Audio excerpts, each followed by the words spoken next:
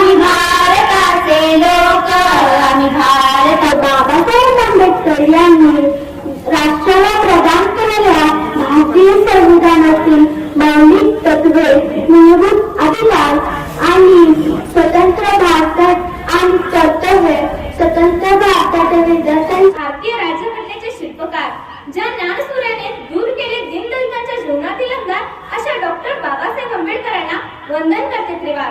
कोण होते ते डॉक्टर बाबासाहेब आंबेडकर? यांच्या नावाचा अर्थ तरी काय?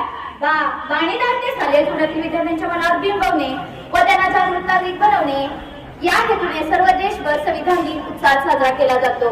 1947 ला आपला भारत देश स्वातंत्र्य झाल्यानंतर वर्ष 11 महिने 11 दिवसामध्ये 12,000 पानाचं संविधान बाबासाहेब